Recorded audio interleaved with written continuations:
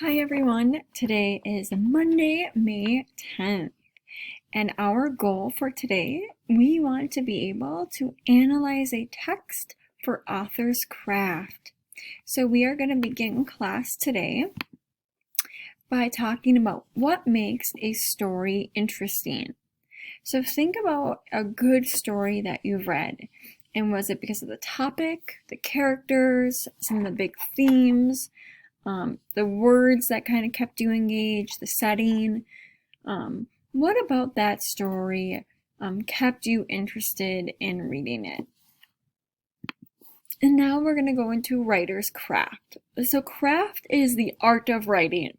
Okay, it is the writer's intentional use of the following to create an effect on the reader. So word choice includes such thing. Our writer's craft includes such things as figurative language, imagery, dialogue, and word choice. So today we are going to talk about how do we identify different writer's craft techniques. And so what we're going to do today is we're going to go through and reread part of the text. We're going to think about what is the author doing and why did the author craft the text this way. And then I want us to think about kind of what does that tell us about the themes of the story. And so we're going to go through a handful of different techniques. The first one is symbolism. That is when the author includes some sort of person, place, or thing or idea that represents something beyond itself. So, for example, darkness often symbolizes danger. And I gave an example from a story called The Telltale Heart. And here you have the heartbeat. And the heartbeat is seen throughout and read throughout the story. And the heartbeat actually symbolizes the narrator's guilt for killing the old man. So this heartbeat, it doesn't actually exist, right? Because dead men can't have heartbeats, but it symbolizes the guilt the narrator felt. Repetition. This is when there's repeating ideas, objects, and thinking throughout a text. And often repetition serves to emphasize symbolism or importance. And so we have here the use of the words louder and louder and louder. And again, throughout the Telltale Heart, we have these words, louder, louder, louder, that symbolize just how much that heartbeat is disturbing the narrator. Then we have imagery, and these are words or phrases that appeal to our senses as readers.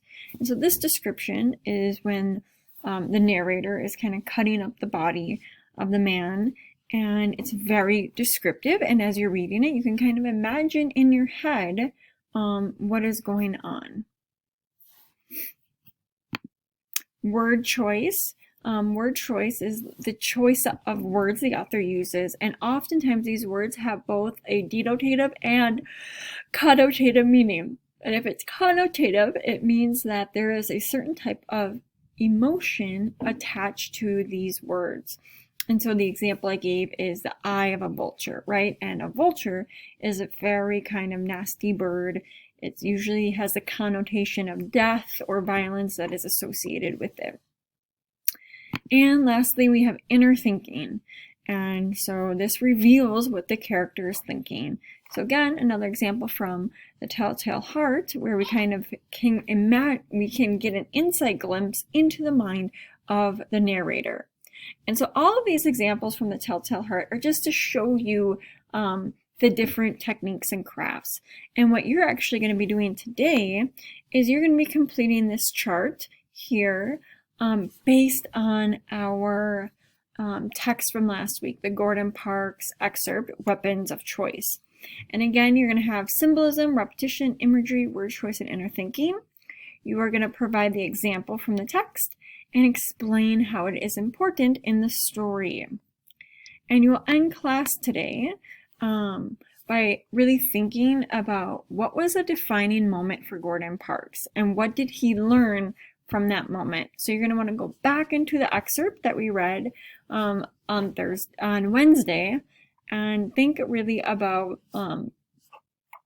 why What's significant about this moment, these moments in his life, and what did he learn from them?